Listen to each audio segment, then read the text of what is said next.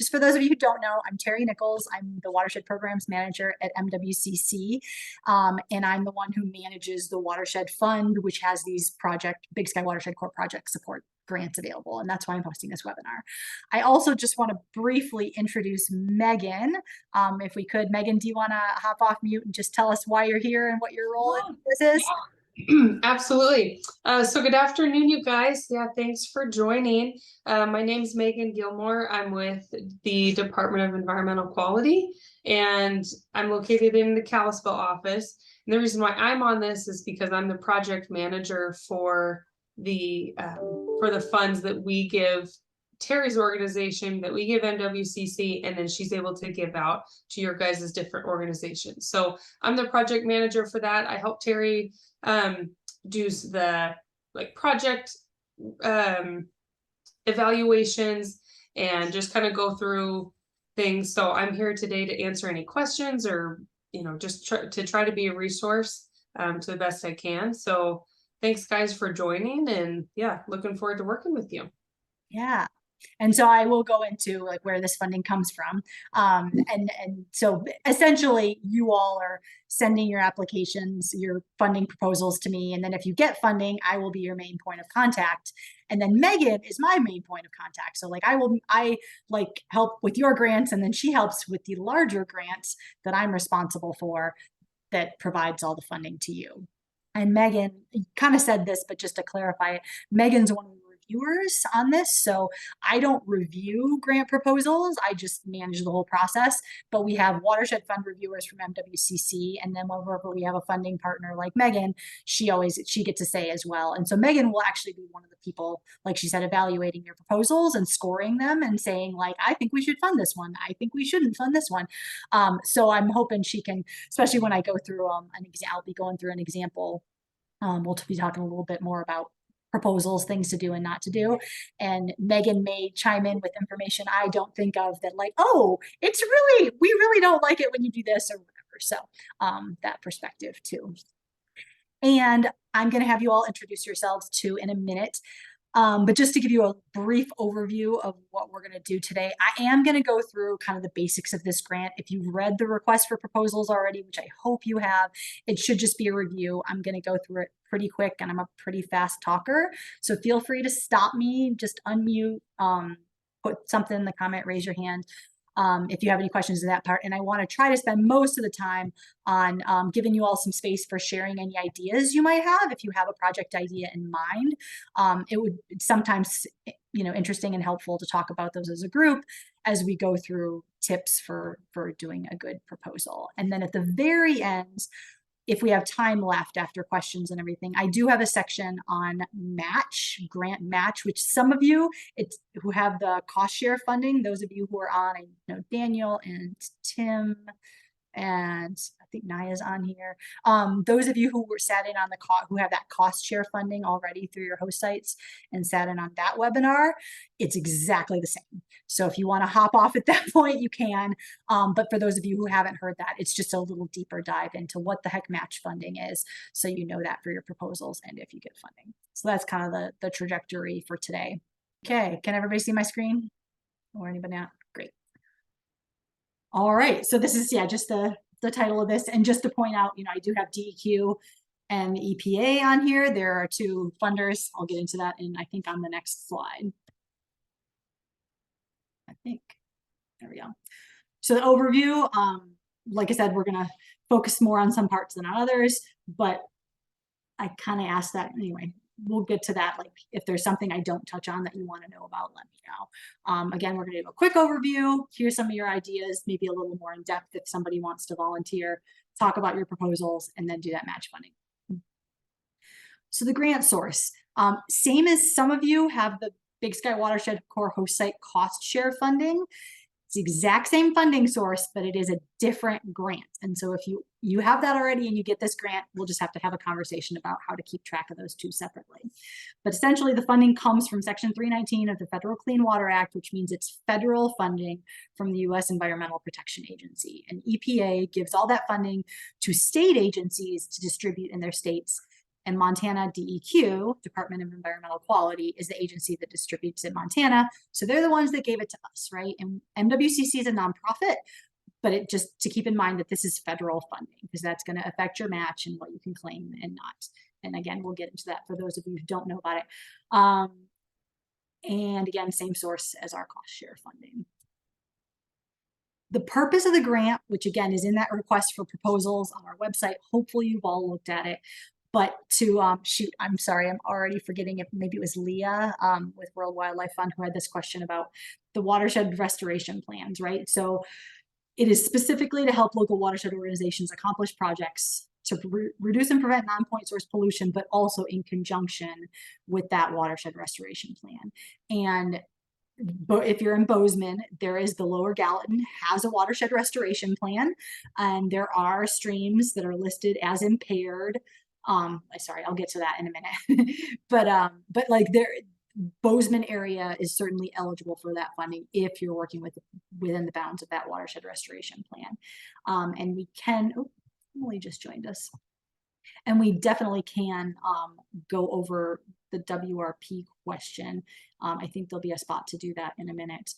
Additional goals of the funding: supporting projects that align with local watershed priorities, right? So like, what are the priorities in your basins and your communities? Measurably improving natural resources. They're small projects, right? You're not going to have a huge impact, but you should be having some impact. Increasing the local capacity to reduce non-point source pollution overall. And that means often things like doing this project might lead to something else. Like, right, you're going to have a small impact, but are you working with a landowner who maybe wants more work done on their property, or maybe somebody upstream or downstream sees the project? Maybe it's in a really visible area or a state park, or just helps your host site to do more of this work. And also to keep in mind that this is a professional development experience for all of you to lead a project, to apply for a grant, manage a grant, and all that stuff. Okay, so this is where we get to the WRP question. Was it you, Leah, who had that question? Okay, so yeah, I put big stars by this because this is sort of the biggest thing. It has to be on, your project has to be on a water body that's listed as impaired on this list of impaired waters and is included in a DEQ accepted watershed restoration plan. Only Big Sky Watershed Corps members can apply. That's the total amount of the grant. And this match requirement, there's a specific formula for it that's in the RFP that I always forget, so it's written down.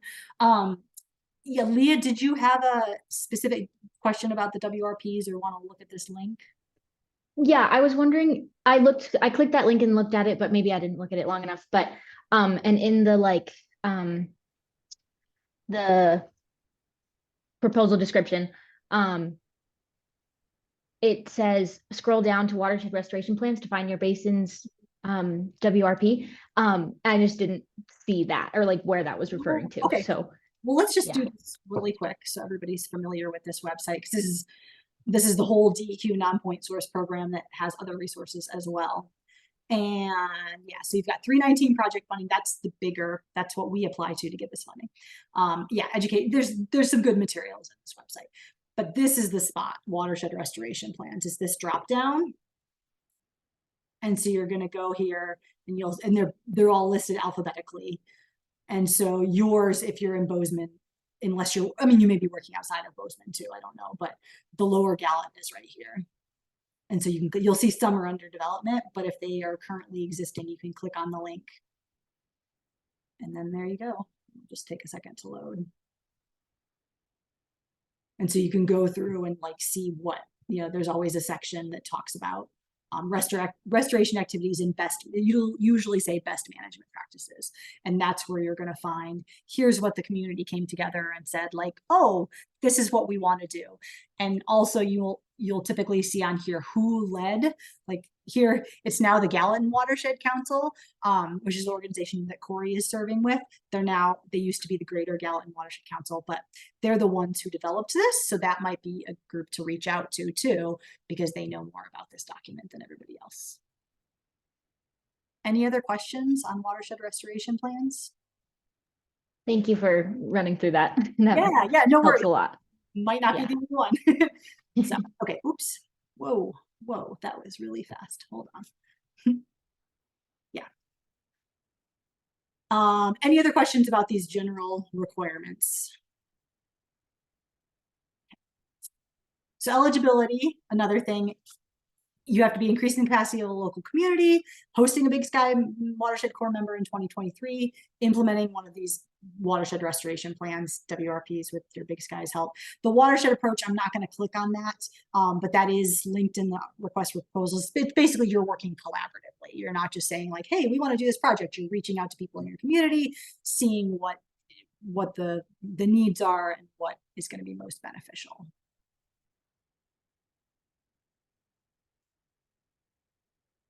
And then there's a whole list of eligible projects in the request for proposals. And it's just important to keep in mind that these are just sort of the most common proposal or most common projects we fund, but they're not the only ones. If you have an idea that's outside that list of things, yeah, give me a call and let's talk about it before you put time into it. And I just want to put a note here with, I feel like this comes up a lot where, you know, your project is eligible, but there's a difference between eligible and competitive, right? And it's hard to know because we never know how many people are going to apply, right? We have $28,000 total, and we can award up to $7,000. So that might be 4 awards that are $7,000. It might be smaller awards. And to be honest, most members end up applying for less than $7,000. They're usually in the $2,000 to $5,000 range, but some are might be the full amount. And so it really depends how many people apply. And it's sort of an unknown, but you know, you could have a project that's really eligible, but is not going to have as big of an impact or isn't as well articulated and we don't understand what you're talking about. And so, you know, just because you have an eligible project does not mean you will automatically get funded, right? It has to be competitive within the pool that we get. And so that's why I'm here as a resource for you to reach out to bounce ideas off of, to send me a draft proposal if you have time to do that. And so now I would like to just hear, does anybody have, I know you all mentioned some sort of like general things. Does anybody have a specific project in mind already? Potentially. I do. Sure. Well, mine is likely to be, or ours, I guess, I don't know, is likely to be mostly involving installation of beaver dam analogs and maybe some willow planting along stream beds for like erosion control and etc. Okay, yeah. Great. Are there any things like, any questions you have around that or anything you wanted to share that might be helpful to get other people's ideas going? Not at the moment. Okay, cool. Anybody else have a specific project in mind?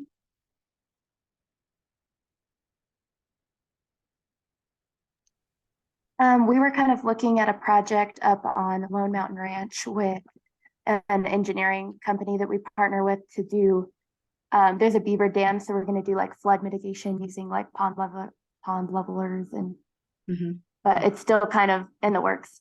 Yeah, no, that's great. And I'm really glad you said that, Allie, because that's an example of a project that's definitely not listed. We're not like, that would sort of fall under the category of wildlife conflict reduction or something, right? But it is something that, you know, potentially, you know, beavers certainly can have a positive impact on watersheds. And if you're involved in like reducing the negative effects, you know, that could be an eligible project too. So that's but then just to be sure that that going back to that project purpose, it needs to be something that you can tie back to reducing non-point source pollution and something that's in that watershed restoration plan. And I know your watershed restoration plan is also like in revisement right now. So but okay.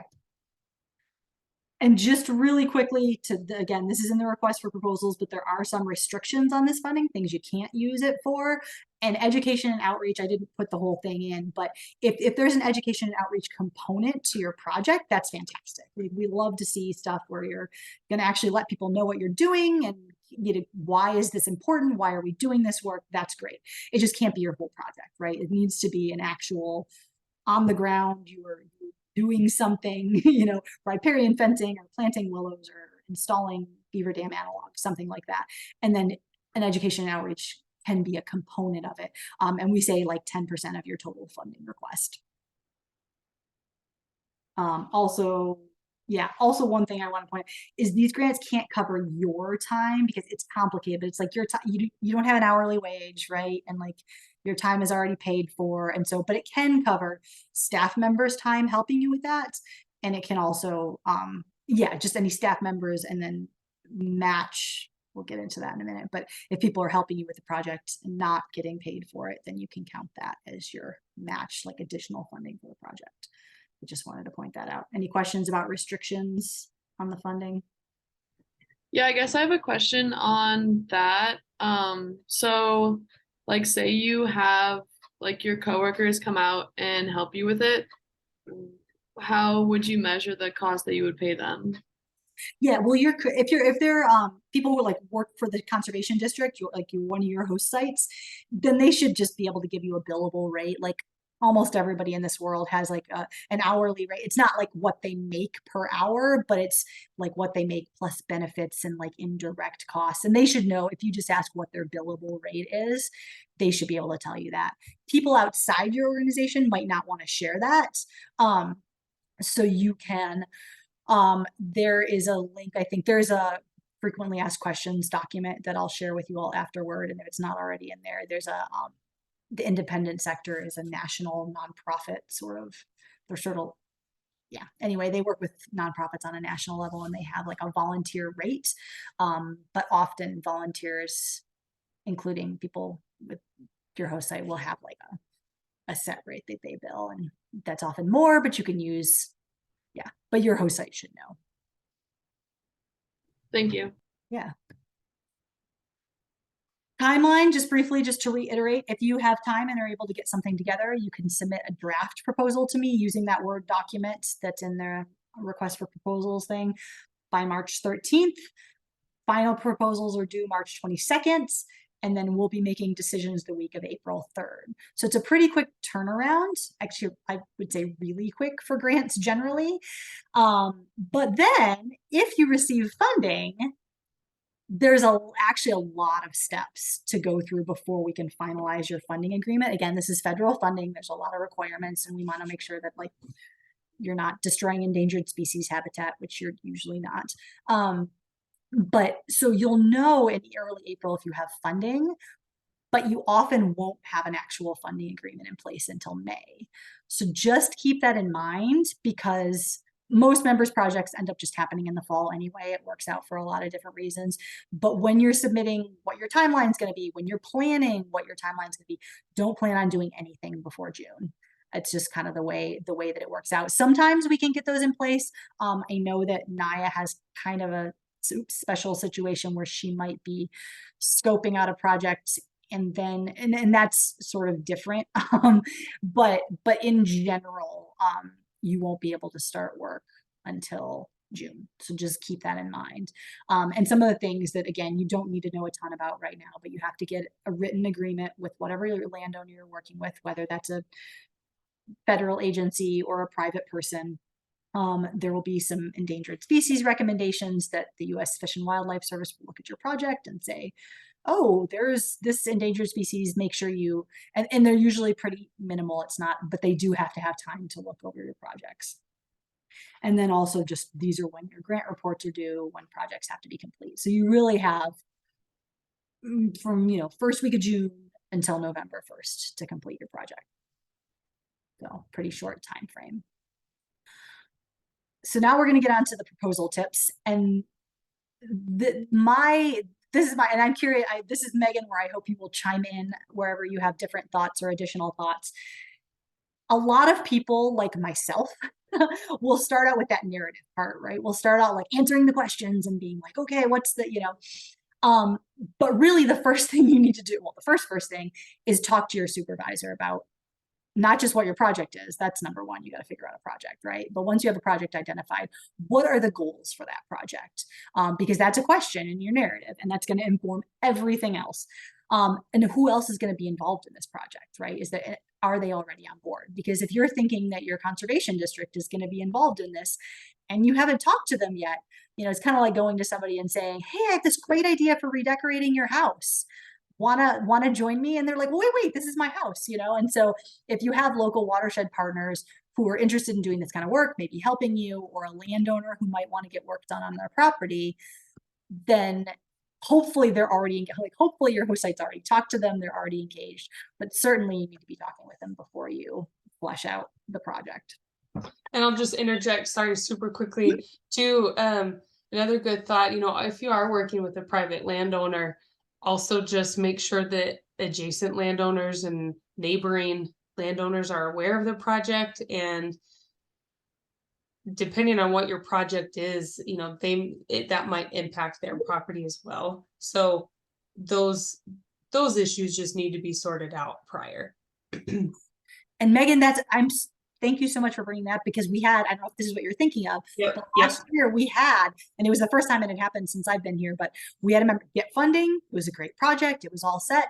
But I think Megan there was certainly one of the reviewers, it might have been Megan, who we looked at the project map and we're like, there are some adjacent, it was for some beaver dam analogs, which tend to cause some flooding. And Megan was like, this might flood some adjacent properties. Like, let's double check with them. And so we asked the member to go back and talk to these other two landowners who might have been affected. And it turned out they were okay with it, but they had an irrigation ditch running through. And the irrigation, like the ditch rider, the ditch company, was because they were worried it was going to flood their irrigation ditch and cause all kinds of problems.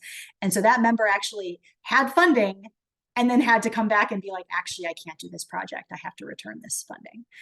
And like put all that work into it, right? And so that's to Megan's point about, adjacent landowners too. So once you get all that set, right, you know who your main partners are, reach out to those partners and say, letters of support are not required, but they're always going to help your case. If somebody who's a key partner is like, yeah, I want this project to happen, reach out to them and say, hey, I know we've been talking about this project. We're going to apply for some funding. Would you be willing to write me a letter of support? I don't have the proposal written yet, but the basics of it. I just want to let you know, and maybe they don't write it until a week before it's due when your proposal is more fleshed out, but they know, right? They have it on their calendar. They have time to write it. Then you want to get to those two spreadsheets, which I'm going to get into in just a second. Fill out what are your right? You have this overarching goal of what you want to accomplish. And then under that goal, you have these specific objectives. And then within that, you're going to have the things that we ask for, right? Which is, what are your tasks? What are the deliverables that are going to come out of those tasks? What's your timeline? And then of course your budget. And so those again are going to be the things that go into your narrative report. So I recommend like doing those before you get into that narrative. Leah, what's your question? Yeah, just a quick question. Technically, or like by definition, do our host sites count as a partner? Like for this funding, it's like us as Big Sky Watershed members receiving the funding, or is it our host site receiving the funding? Good question. Really good question. It is your host site receiving the funding. We don't expect you they will be, so they are not a partner. And that comes into play when you're talking about like community partners that you've involved. Your host site doesn't count. There are, so yeah, it's a grant that you're applying for on behalf of your host site. Okay, cool. Thanks. Great question. Yeah, so doing the project proposals, the spreadsheets first, and then also maps and photos, right? Seeing those maps yourself, having that larger view. Maybe you've been on, hopefully you've been on the project site. It can be hard to get to some of those in the winter. But hopefully you've been able to go there or at least see photos of the project site. And the maps, it's just going to help you conceptualize things in the same way that it helps the Watershed Fund reviewers see what you're working on. So all of those things, like having those things dialed in before you really start writing your narrative. I mean, look at the narrative, know what the questions are that you're going to have to answer, but having those things filled out is going to help you with the narrative. And honestly, just helping the reviewers, like looking at the questions and just just answering the question is helpful, right? Like I know you guys are all great writers and we want to see some of that.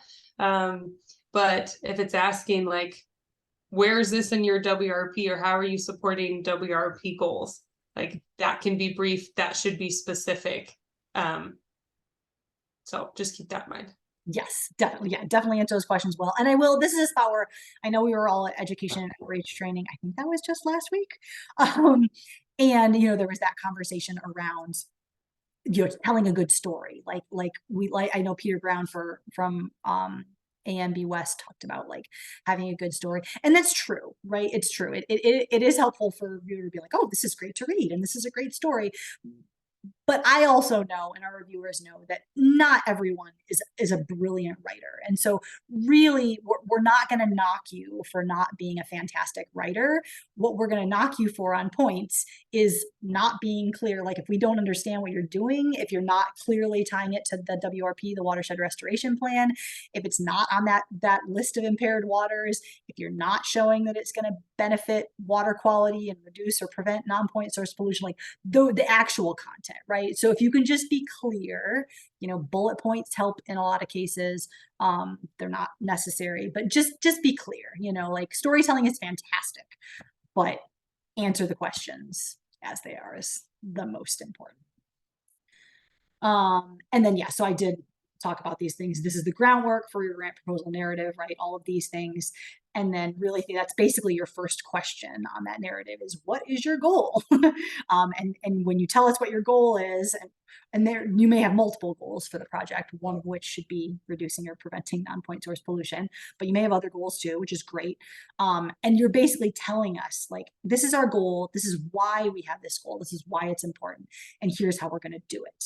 And that is the story you're trying to tell. It doesn't have to be flowery, but that's essentially your story. And how you're going to accomplish it is these tasks and deliverables. I always do that. Is the tasks and deliverables and timeline and budget are sort of the bones of how you're going to tell us or how you're going to accomplish it. And then the narrative is like the flesh you're putting on the bones, right? It's kind of how I think of it. So I am going to switch over, I think, to an example of that timeline. And this is the same example. Can everybody see this spreadsheet? Yeah, thanks. This is the same example that's on the request for proposals on the website. There are buttons at the bottom where you can download these. And so this is just I put this as a good example. I almost put wording in this project this is the Patty Creek project that a member submitted last year. It's not actually a very typical project because there was a lot of moving parts to this project and a lot of outreach, and it was a pretty ambitious project, to be honest. But the reason I'm sharing it is not to be like, your project needs to be this ambitious or this like multifaceted. And to be honest, we actually still had to get clarification from the member on some things, and they ended up having to change this a little bit. So this was not the final word on their proposal. I just wanted you to know that as background. But what this member did really well was articulating these deliverables and the time, like they just did a good job of like explaining what was in their proposal. So first thing is read the instructions. The tab should just open to the instructions, but if it doesn't, just make sure you read the instructions. Most of it is things I'm talking about today, but you need to have a name for every task. We give you an example. And so this member's first task was landowner outreach because they were doing a project in a community park and then also trying to get adjacent landowners. So it's a creek that runs through mostly private property, but also through a city park. And so they were doing restoration work in the city park and then also trying to get landowners, like adjacent landowners, on board to make it a much bigger project. And so the description, right? Task 1, there's a name, landowner outreach. Pretty simple, just tells us what is that task. A lot of grants will also ask for your individual activities, like what are all the things that you're going to do? And you need to know that, right? You need to know what your landowner outreach activities are, but we don't necessarily need to know what those are going to be for the grant application. But your deliverables kind of show that, right? So deliverables, I have a definition slide that I haven't gotten to yet, but deliverables are kind of the tangible things that come out of your tasks, right? You're doing this task. What are the things that are going to result from that are sort of tangible and sometimes quantifiable? So she's going to deliver at least 30 pamphlets to homeowners along Patty Creek. Oh, and also for the completion date, this is just when you think you'll finish it. And as you can see, she had April and May, and she didn't get started on this till June. But it's just the end date. So I'm not going to hold you to this. I'm not going to be like, oh, you said you were going to get this done in July and it's September, but it is something that I might say, hey, like what, is there a reason this has been delayed? It just helps us stay on track. Lead at least one public meeting. Oh, Megan, do you have anything? I actually had a question. This is the project I'll be working on. The Patty Creek and Bancroft Ponds. Yeah, so it's, You'll be I'm like, really "Continue." appreciating that I'm getting to see the actual spreadsheet on this. Yeah, and Tracy should have all that information too. Yeah, Yeah, Emily, I think, is going to be applying for like a continuation of this project. Yeah. Your deliverable, your things are going to be different, right? Because you're like, Yeah. you might, but you're going to be doing different things. It's not going to be the same. yeah. Well, I discussed with Tracy about the possibility of getting the city involved in the riparian areas along their like strip of Patty Creek, because Mhm. they still mow down to the edge. So it's going to be a little bit of a, not a struggle, but a conversation that needs to be had with them. Yeah, So, yeah. Well, hopefully a great opportunity for like Yeah. getting more people involved and like understanding why it's understanding that Patty Creek is not a ditch, that it's actually a Yeah. creek. So, Yeah, exactly. if anybody's in Missoula, it's a really cool project to check out. Yeah. And also one other thing to note, Emily, like I said, was not their final proposal. This was actually Mackenzie's original proposal. Okay. So I would go more off of the funding anyway. Go more off of the stuff that Tracy has in the office. Okay. Wonderful. Thank you. Yeah, no problem. Yeah, one public meeting, engaging, so she just does a really good job of saying, here are the things that are going to result from this. Like how many people, this like assessing some baselining, like we're going to assess 400 square feet of existing riparian vegetation. All of these things, they don't all have to be numbers, because some of these, like one sampling event, a deliverable could also be you put on a project tour. That's a tangible thing that comes out of it. It could be a sign explaining the project in a public place. Yeah, it can be a lot of different things, but it just has to be something tangible that comes out of the tasks that you're accomplishing. Does anybody have any questions about tasks or deliverables or the timeline or this spreadsheet in general? Or anything to add from the reviewer's perspective, Megan? Nope, I can't think of anything, Terry. All right, then we're gonna, I'm skipping my slides for now, and we're just gonna go on to your budget. So these two documents very much go together, right? So you've got your task laid out here. Like I would generally recommend doing this one first, but it probably doesn't matter. It probably just depends how your brain works and how it all works out. But you're going to do these spreadsheets together, right? So you've got task one, landowner outreach.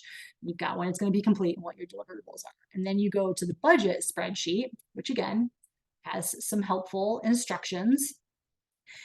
And you're going to see these same right here is you've got tabs for the different tasks. And you're going to see the same task one, landowner outreach. You're going to go to task two, draft and finalize landowner agreements. And it's the same here, draft and finalize landowner agreements. And it's a small thing, but it helps the reviewers connect and understand what your project is, and what the steps are going to be, what the tasks are going to be to help you reach your project goals. And so every task tab is exactly the same on this budget spreadsheet. They all add up to the full project budget. So please don't put anything in here.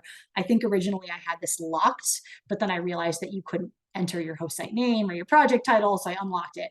But it should be pretty obvious. Don't add numbers to this tab. It's going to auto fill here. But the tasks, again, help you break down what your costs, or sorry, the tabs help you break down what your costs are going to be for each task. And this is actually, so in general, I think of your cost details being everything and your match being just the match. But some members, anyway, the easiest way to do it is for this to be the details of all your costs, and all your costs are going to be the funds you're requesting from the Watershed Fund for this grant, right, which can only be $7,000 or less. And then you're going to have your non-federal cash match, if any. Sometimes members don't have any cash match. And I'll get into match in a minute too, for those of you who haven't heard it, but we'll let other people leave if they need to. And then the in-kind match. And in-kind match is essentially people contributing something that you would normally have to pay for. It can be food, it can be volunteers' time, it can be your host site supervisor or staff's time if they're not going to get paid for it out of this grant. It can be equipment, it can be all kinds of things, but I just think of it as something that you would have to pay for normally, but that somebody's going to contribute for free, like donating it to the project, right? And so we want to see that it's not just this grant that's funding your project, but you also have other people. It's that like skin in the game, right? People in your community who want to help make this project happen. It kind of shows that this is like a more of a collaborative project. And so you'll see Mackenzie broke down. She's got this non-federal in-kind match, right? So it's $1,800. She's saying for this, for personnel, she didn't request any funds at all, but she's saying, but we are going to contribute to this. Somebody else is going to contribute to this instead of this grant. And so she breaks it down really, this is just beautiful. Non-federal, so this is in-kind match, planning, scheduling, and meeting with property owners, right? And so these are all people who work for her organization. She could have been a little clearer and said like, the program coordinator for my host site, like that would have been more helpful, because sometimes you could be like, well, program coordinator for who? Saying that they work for your host site or for Fish, Wildlife, and Parks or for somebody else is helpful. But she's saying, right, 600 of this is going to be for this, and it's going to be this person's time, 5 hours. And these are all estimates, just to be very clear. No one knows exactly how many hours this far advanced. This is an estimate, right? So 5 hours, and their billable rate is $30 an hour. Or if you don't know their billable rate, what would you have to pay them if you were paying, right? If you were paying them, what would be a reasonable amount for this service? Program specialist, 6 hours at $35. So she breaks it all down right here.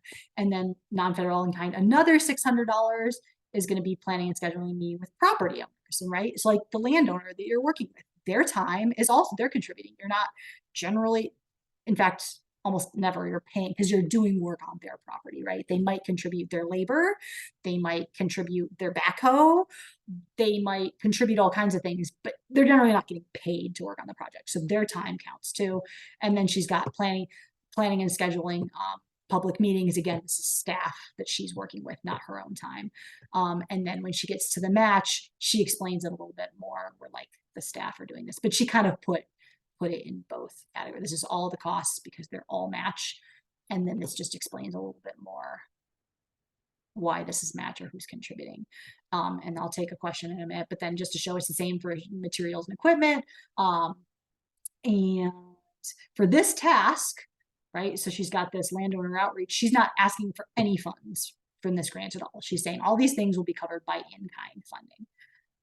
But then you get to task 2, and she is asking for funding to, I think it was for some printing, sign materials and production services. So she's saying, okay, for this project-related education and outreach, I'm asking for $300 from this grant.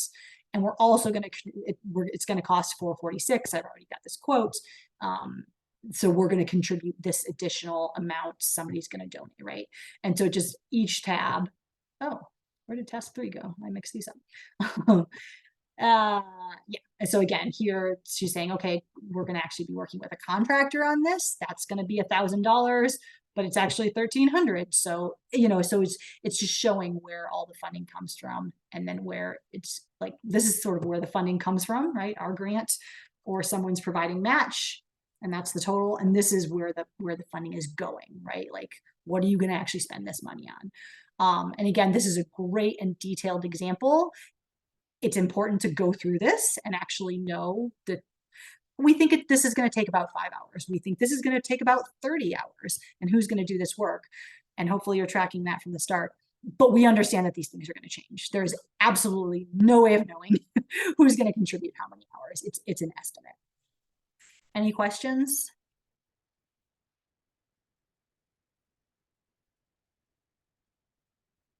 Okay. I'm going to get back to the PowerPoint and remember what I've forgotten. Yeah, so just getting back to those definitions, your goal, Brian went through a lot of this in the grant training, I think, but your goal is your vision of what you want to achieve. The tasks are the thing. Again, we're not asking you what your objectives are, but you might want to be thinking that. It's going to help you answer those questions. Tasks are the things you need to get done to accomplish your project objectives. Tasks generate those deliverables, and they're accomplished through individual activities. And then, the narrative is that written portion of your grant proposal. And I think, this is where we're going. Oh, okay, we'll do this because we already went through the budget. But the budget gives us an overview of the project costs and how you're going to pay for each. The match, to be more clear on that before I get into any details, is just funding that you're going to use to carry out your project in addition to this grant. Hopefully that's clear, but I know it was confusing for me when I first started working on grants. And for this grant, only non-federal match is allowed because it comes from the EPA. The funding originally comes from the EPA. They want you to be using other non-federal sources of match. And if you don't know what that is, then definitely stick around for the last few minutes where I'll go over match stuff. I think that's actually, yeah. And so with that, we'll look at the narrative, which I don't remember if I pulled that up. Yeah, Megan, do you have any other thoughts on the narrative, like on actually answering those questions while I find that on my computer? Or no, sorry. Totally okay. Hang on. There we go. And also, any other questions? I think just as always, like the more specific, the easier for everyone to understand what you're trying to do. So I think you can apply that to, all of these questions. Yeah. And so again, Mackenzie, I mean, just to be, Mackenzie is the person who submitted this, very detail-oriented person, right? We're not all that way, but like, this is just an example of like, this is really helpful. Which aspects of and this is a question for you all too, what aspects of that watershed restoration will the proposed project implement? Include specific sections and page numbers. And so she's really clear. This project is going to address water quality issues brought upon Paddy Creek primarily through the impacts of residential development, right? So it starts to give us that picture. And I also look at her maps if you get a chance. There are some really great maps in this proposal. She talks about the resulting issues are associated. They're listed on page 49 of the Bitterroot Watershed Restoration Plan, including she lists the specific impairments, right? Here are the specific things we're going to address. And then that list of impaired water bodies that your project has to be related to. Your project has to happen on a water body that's actually listed or on a tributary to that water body where you can show that that tributary is like this water body has too much sedimentation. And we know that this tributary, which is not listed, but this tributary is definitely contributing a lot of sediment, then a project on that tributary can be eligible. And so this really clearly, again, she cites the ID number, like all the things that we ask for. And it's in the instructions too on this, but she lists all those things.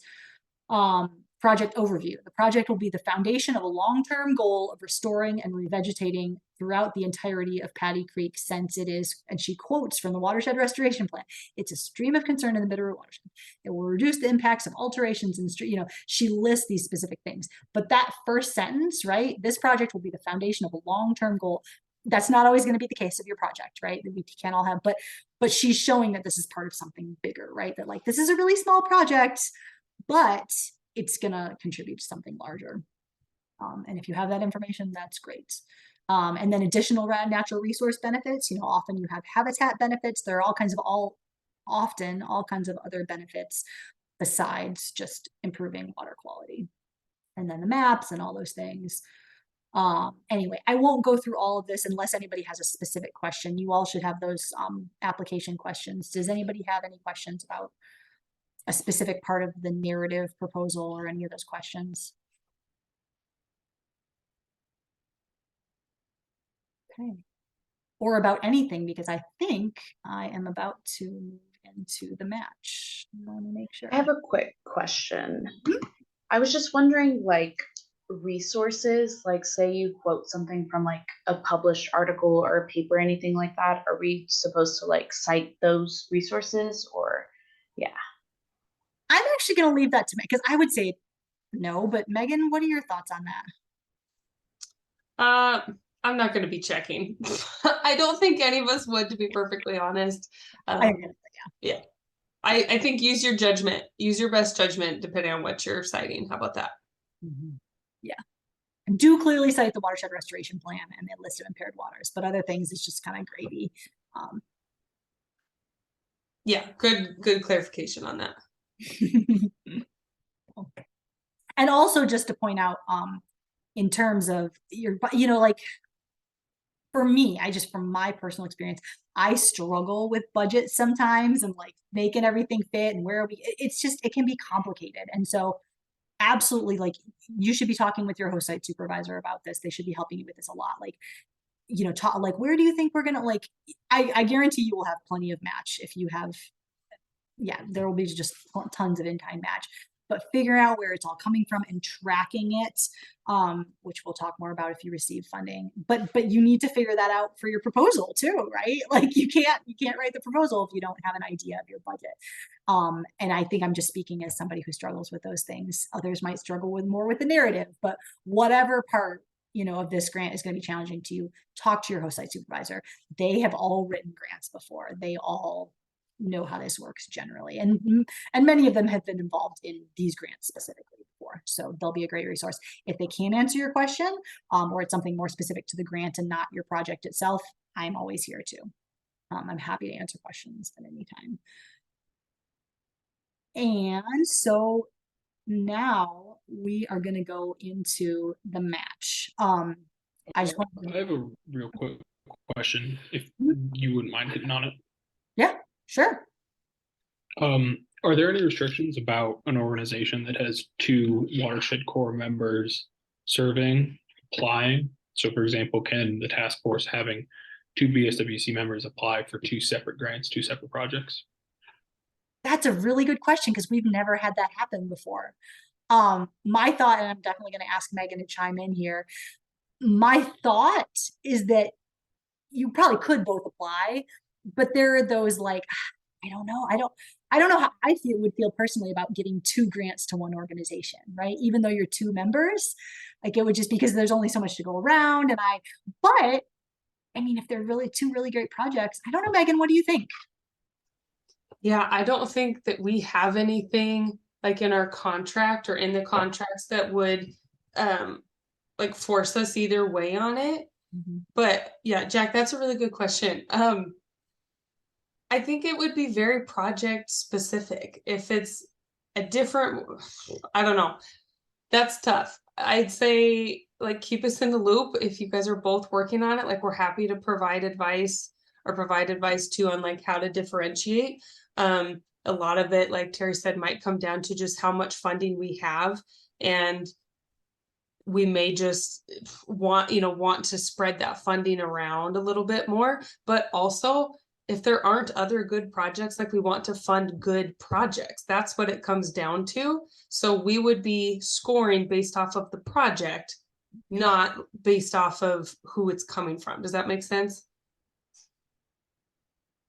Yeah, thank you. Just wanted to clear that up. Appreciate it. But yeah, there's definitely no prohibition on 2 members. Right. We've just never had that happen before. Right. Right.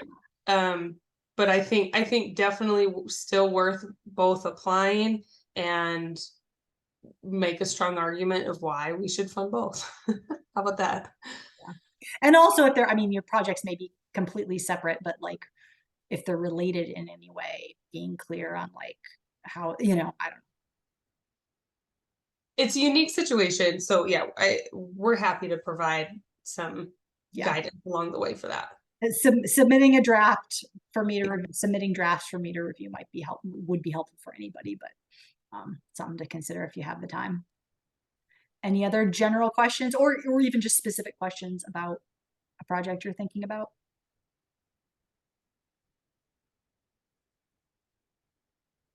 Okay.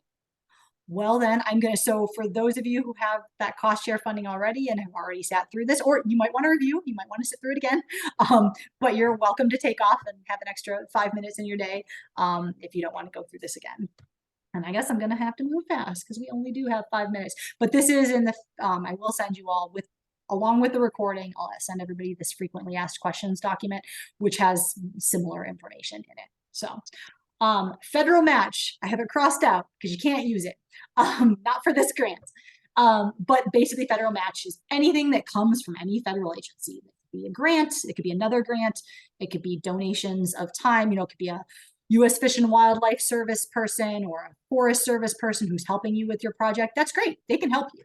Anybody, you can use anything, any resources you want to get that project done. You just can't count it as match. And I also, just to point out here that I forget this sometimes, but if your fellow Big Sky Watershed Corps members are volunteering on a project, you can totally count their time as match too, but they are not when it comes to like tracking whether they're like community partners or stakeholders that you're engaging. You can't count their time because they're not really community stakeholders or community partners, but you can count them as match, if that makes sense. But yeah, any donations of time and equipment and materials. Also, even if it's a Big Sky Watershed Corps member who works for a federal agency, oh gosh, I don't know how it works. That gets really complicated. But I think because they're funded through MCC, which is a nonprofit, I think you could still count them. But nobody who's staff for a federal agency. Yeah, Corey?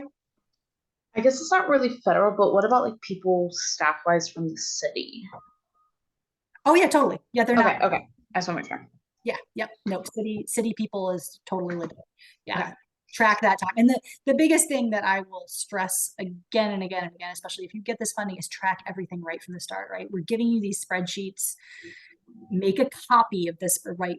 Both of these spreadsheets, you're going to submit them for your grant proposal. And if you receive funding, make a copy so you have the original and you remember what the original looks like and what you planned on. And just track like if something, well, I thought this was going to take 5, but it's only taking this many hours. Just create whatever spreadsheets, whatever process you need to just, anytime you work on this project, worked with so-and-so on this for a couple of hours. Again, your host site supervisors should have some ideas for doing that too. But anyway, the one other thing about federal match is that, see all these grants that are crossed out. So, sorry, this was from the cost share webinar. So what should be in here, because DEQ 319 project grants are what you're applying for. What I should have changed this to is DEQ 319. Sorry. Instead of Big Sky Watershed Corps project support down here at the bottom, here it should be Big Sky Watershed Corps cost share support, right? This is the project support you're applying for. But if you also have that separate cost share funding, that cannot be matched for this, just like this cannot be matched for that, because they're both, not only both federal funding, they're both essentially the same pot of funding from MWCC. But also if your organization has a separate DEQ 319 project grant directly through DEQ, not through MWCC, that's also the same funding. If you get the Montana Association of Conservation Districts, MACD, have education outreach mini grants, Ranching for Rivers grants, those also all come from DEQ 319 funding. So these may seem like grants that you could like use one as match, but you can't because they all come from the same federal source. I just try to point that out because so many of us mix that up. Non-federal match is the opposite, right? Grants, donations, or other contributions from state agencies, nonprofits, conservation districts, I think, sorry, I didn't list cities in here, Corey, but any municipal government, individuals, local businesses, anyone who's not a federal partner. Doesn't work for the federal government. And then non-federal cash match are generally grants, like other grants that don't come from federal sources. Maybe they come from a state agency or a foundation, but it can also be, a lot of organizations have broader fundraising plans that include individual donations, or maybe you have a community event that you fundraise for this specific project at. You can use all of those things as long as they don't, they come from local community members. Some organizations will also dip into their general operating funds to get a project done, and we don't recommend that because general operating funds are supposed to be like pay the bills and all that stuff. It happens, but we don't recommend that if you can help it. And then non-federal in-kind match, same thing, talking about in-kind, anything you would normally have to pay for that doesn't come from a federal agency. So that could be donations of time. Again, people who work for your host site, volunteers who are helping you plant plants, any partners who are meeting with you to plan the project, to join you at events, and also things people don't think about, like if somebody is letting you cut willows on their property and you're going to plant those willows for your project, that's actually worth money. You would have to pay for those if somebody didn't just say, oh yeah, you can cut some willows here. Some projects require sod, like somebody donates sod. If MCC lets you use some equipment, I know that's a common thing for members in Bozeman, they'll borrow tools from MCC, or you borrow tools from Montana Fish, Wildlife and Parks, right? A state agency, that counts. How much would it cost you to rent that equipment? put that in. Also mileage, right? Like your mileage going back and forth, your host site supervisors, volunteers mileage, ask your volunteers as part of their like volunteer agreement. How many miles did you have to go to get here? That all counts. There's a state mileage rate. Your supervisors should all know. Food, if somebody we can't pay for food with this grant, but if somebody donates food, some local business gives you pizza, how much would that have cost you to buy? Anything like that. And then I will send these slides and share this, but if you want to dive deeper into what match is and how to be more creative with finding sources of match, we had a conservation conversation back a few months ago with Christine Brissett, who works for Trout Unlimited, and she's just really good at this. And so I've got links to everything here that'll be in the slides. And that is everything. And we're a minute over. So you're welcome to take off, but if anybody has any more questions, I'm happy to stick around for a few more minutes.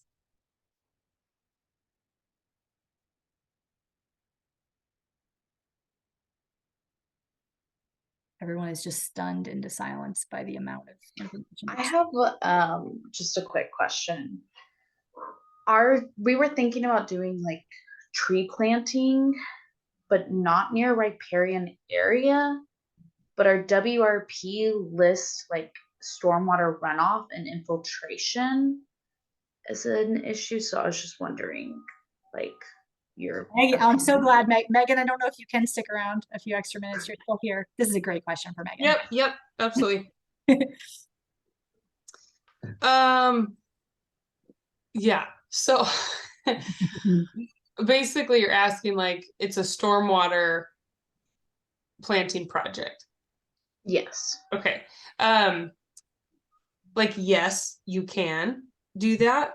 It's part of your WRP. It may not score quite as well. Okay. Because I know a lot of times we look at like what might have the greatest water quality benefit. Okay. So yes, you certainly can. Yeah, would you say anything differently to that, Terry? No, I think it goes back to the thing that I brought up earlier, which is eligible versus competitive, right? Yeah, Quite know, sure. you don't know. I mean, if hardly anybody, but like, look at how many people we got on this webinar. This is like, I think the most people we've ever had interested in this funding. It grows every year. And so, yeah, yep. Thanks, B. Glad you could be here. Yeah, so just think of, it's eligible. It's probably not going to be as competitive as a project that has more direct benefits. Because again, you got to show that tie to like a specific water body too, right? So, Okay, awesome. Thank you so much. yeah. Anything else? Otherwise, I'm going to let us all go so nobody feels like they have to keep hanging out here. So, okay, great. Yeah, send me a draft proposal by the 13th, by March 13th if you can. Reach out with questions, talk to your host site supervisor first. And yeah, best of luck if you end up applying. Thank you. Thanks. Bye. Guys, Thanks, Thank you.